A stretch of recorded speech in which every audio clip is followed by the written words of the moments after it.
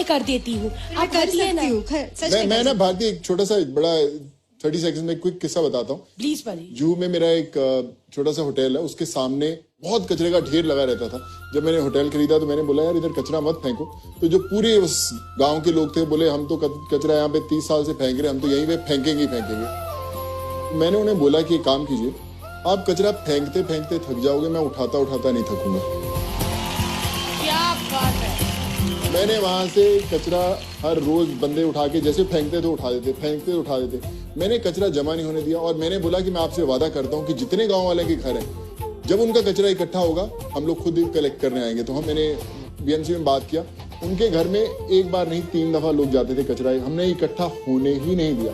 आज जो अगर आप जूहू इस्कॉन टेम्पल के बाजू में जो पतली वाली लेन जाती है वहां पे बहुत कचरा था, लेकिन आज के बाद वहां पे कभी कचरा कभी आपको दिखाई नहीं देगा 2 साल। तो खुद करना पड़ेगा, मुझे लगता है अफसोस नहीं करना पड़ेगा, खुद उठाना पड़ेगा कचरा। यार ये सोच ही बदलेगी देश को, डेफिनेटली सर। तो दैट इज इट, किसी और के लिए वेट कभी नहीं करना चाहिए। मैं सोनू सर से कुछ बोलना चाहती हूँ। सर ये बहुत दिल से है, मुझे से लगता है कि हमारी सारी यंग जनरेशन के लिए आप सच में एक रोल मॉडल बन गए हो। एंड सर हमने आज तक हिस्ट्री बुक्स में पढ़ा है कि महात्मा गांधी जी, पंडित जवाहरलाल नेहरू जी की उन्होंने देश की सेवा कैसी की। मुझे से लगता है कि इस जनरेशन से या आगे कभी आएगा तो उसमें जाएगा कि आपका एग्जाम्पल।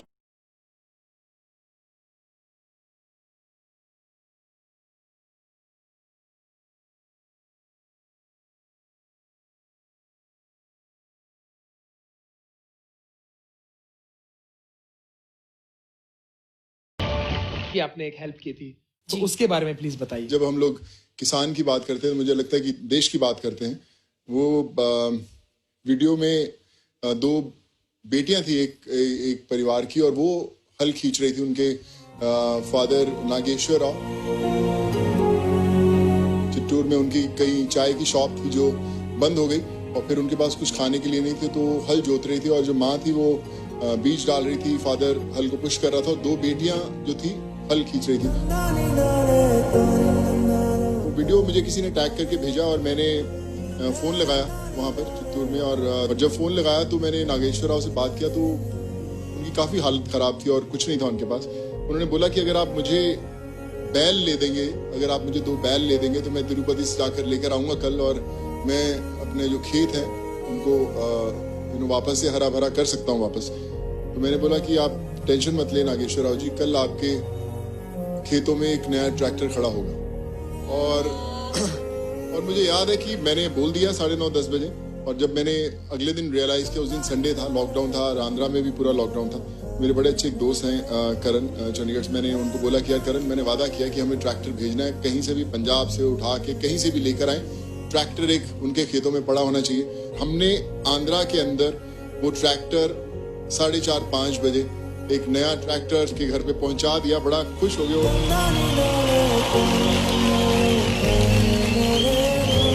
तो उन्होंने बोला कि रोने लगे, वो जो फार्मर थे उनकी बेटियां रोने लगी कि हमारे गांव ने कभी ऐसी चीज नहीं देखी। और मैंने उनसे एक वादा लिया था, मैंने बोला कि ये ट्रैक्टर आपका है, लेकिन खेती करने के लिए पूरा गांव को जब भी खेती करने की जरूरत होगी आप उन्हें उनको फ्री में देंगे। और आज पूरा गांव जो है उस ट्रैक्टर से खेती करता है।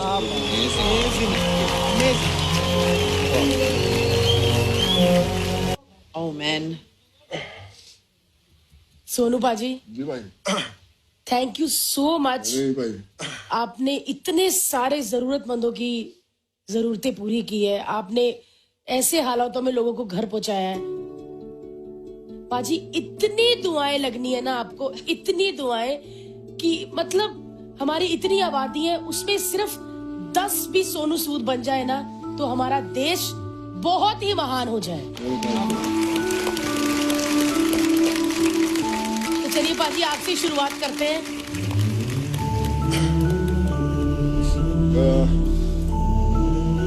मैंने ना देखा है जो आपने किया ना, मैंने देखा है रियल में। तो मैंने सोचा नहीं था कि ये सब दिनों ऐसा होगा या कैसे कर पाएंगे, पर आई रिमेम्बर कि जब मैं जाता था तो ऐसे ही प्रेग्नेंट लेडीज थी जो खड़ी होती थी, और उनकी आंखों में एक ही था कि आप मेरे को घर भेज दोगे क्या, पक्का मैं चले जाऊंगी। दे उनके 2 दिन के बच्चे, 3 दिन के बच्चे। मैं उनको बोला कि आप क्यों ऐसा लेकर जाते हो, आप ऐसा कैसे लेके जाओगे आप इनको? कहते हम आप हमें बिठा दो, बस हम पहुंच जाएंगे कैसे भी। और वो लोग पहुंचे घरों में, और आज भी मुझे फोटोग्राफ्स भेजते हैं लोग। एक अनरियल एक्सपीरियंस है। मुझे लगता है कि मैं जो 3 महीने पहले जो सोनू था और अभी है, वो 2 अलग इंसान। पैंडेमिक ने मुझे ये सिखाया, और मुझे लगता है हम हर किसी को ये सीखना चाहिए कि हम हर रोज एक छोटा सा कुछ काम, छोटी सी एक मुस्कान किसी ना किसी चेहरे पर लेकर आए। एक पेशेंट को एक उसकी मेडिसिन स्पॉन्सर कर दें, या किसी के लिए भी कुछ एजुकेशन किसी का कर दें, क्योंकि इतने लोगों को जरूरत है हमारे देश में। कुछ ना कुछ करना बहुत जरूरी है, तो ही जो हमारा देश है वो नॉर्मल हो सकता है। बट जो आपने आज परफॉर्मेंस की, मेरे पास शब्द नहीं है। Thank you so much. और मुझे लगा कि मैं शायद वापस उसी दौर में चल गया, और मैं नहीं चाहता कि अभी वो दौर वापस आए हमारे देश में, कभी नहीं आना चाहिए हो। Thank you so much. गया है जो हर एक दफ्तर में जाकर परमिशन लेके आना, जो मेहनत लगी है, सिर्फ पैसा नहीं, लेकिन जो मेहनत लगी है सर, उसके लिए तो बनता है। नहीं sir, thank you so much.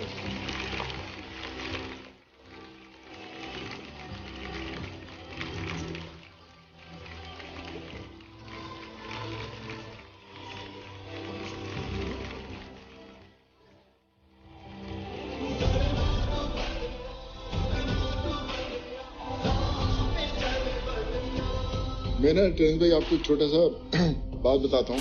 जब आप किसी को वादा कर देते हैं कि मैं आपको भेज रहा हूँ, और उनकी जो उम्मीद आप पर होती है, बहुत दफा ऐसा होता था कि परमिशंस कैंसिल हो जाती थी लास्ट मिनट। और वो 6000 लोगों को आप कैसे बताएंगे? आप उनको चेहरों से नहीं जानते, आप उनको पर्सनली नहीं जानते कि कौन राम लखन है, कौन राम विलास है। आप उनको कैसे बताएंगे कि आज आप नहीं जा रहे हैं? वो लोग अपना घर छोड़ चुके हैं। मैं फोन करता था, मैं उनको एक चीज बोलता कि सर आज ये लोग जाएंगे, हमें करना है, बताइए क्या प्रॉब्लम है। बैठता था उनके साथ, वो मुझसे एक ही चीज पूछते, सोनू तो ऐसे मेहनत कर रहा है जैसे तेरे परिवार वाले तेरे जा रहे, तेरी फैमिली जा रही, तू कितना टेंशन ले रहा है? मैं कहा नहीं सर, मेरे परिवार वाले ही जा रहे हैं, इनको भेजना जरूरी है। तो फिर विश्वास कीजिए, जो लोगों की दुआएं थी, जो पेरेंट्स इंतजार कर रहे थे अपने बच्चों का इतने दूर से आने का, बीवियां इंतजार कर रही थी अपने पतियों का आने का, उनकी दुआएं थी जो काम कर रही थी, जिसके कारण सब होता गया और सब लोग पहुंच पाए। मैंने नहीं किया, बट आई थिंक मैं सिर्फ एक जरिया था भगवान का चुना हुआ, जिसके कारण सब लोग मिल पाए। And I just want to thank God for this. Super sir, deep respect for you. Sonu paaji, mummy पापा या दोस्त बोलते थे, अरे सब्जी लेने भी मत जाना, दूध लेने भी मत जाना, करेक्ट, वायरस लग जाएगा। ऐसे में हमने आपके फोटोज देखे, आप 2000-3000 लोगों के साथ संपर्क में आते थे। सर आप फौजी हो, आपने बस वर्दी नहीं पहनी, आपने उतना ही रिस्क लिया। और सर आपने कहा कि ये टाइम दोबारा ना आए। हम भी चाहते हैं कि ये लम्हा दोबारा ना आए, लेकिन एक प्यारा सा लम्हा है जो आपसे कुछ कहना चाहता है सर।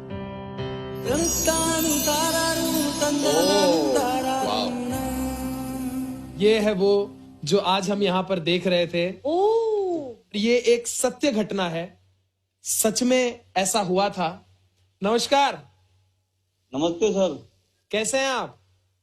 हम तो ठीक है सर, सोनू सर का आशीर्वाद से हम लोग घर पहुंच गए। अभी देखिए, अभी साथ में बैठे हैं, छोटा सोनू भी हुआ है। हम लोग भगत सिंह नगर में फंसे हुए थे और इतना मुश्किल में थे, इसका तो कोई पूछने वाला नहीं था सर। नहीं कोई दवा का ठिकाना, नहीं कुछ नहीं।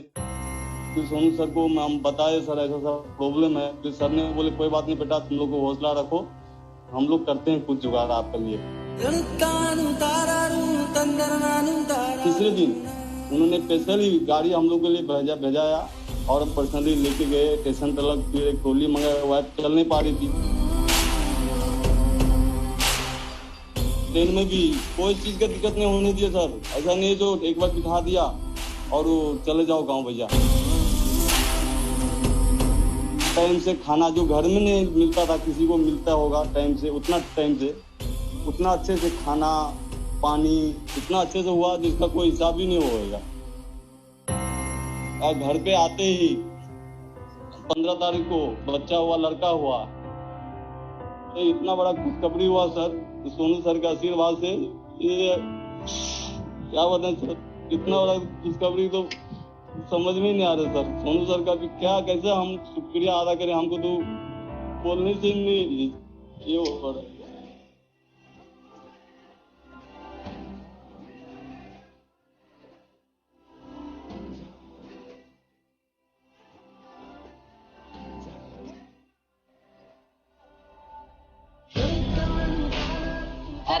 बच्चे का पूरा नाम क्या रखा है? सोनू चौधरी लगा हूँ मैम। हम लोग तो सरनाम थोड़ा अलग हो जाएगा, नहीं तो हम लोग सरनाम ही चेंज करा लेंगे। और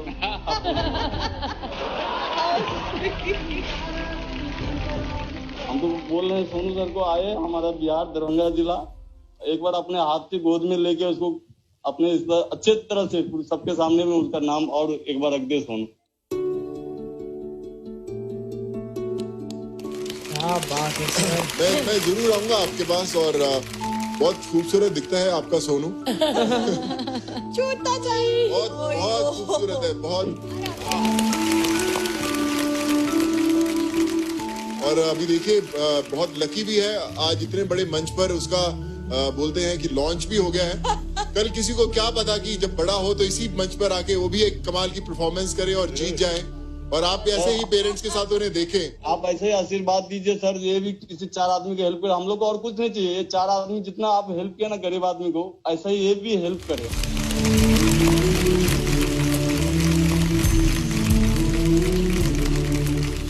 चलिए शुक्रिया, thank you so much. Thank you so much sir. धन्यवाद सर। धन्यवाद। एक बहन के लिए उसका भाई हमेशा ही नंबर 1 है, और आज के समय में मेरा भाई पूरी दुनिया के लिए नंबर 1 है। भगवान कैसे होते हैं, अगर आपको लाइव देखना है तो सोनू सूद को देखिए। दोस्तों सिंपल फाइल फोल्डर है, तो आई जस्ट थॉट कि इसको मास्क कैसे बनाया जाए। So just sharing with you can remove these papers. और जो नॉर्मल फाइल है इसको आप एक सिंगल शीट में कन्वर्ट कर लीजिए इस तरह से। इनफैक्ट एक फाइल से आपके 2 मास्क बन सकते हैं। So we have 2 clear sheets.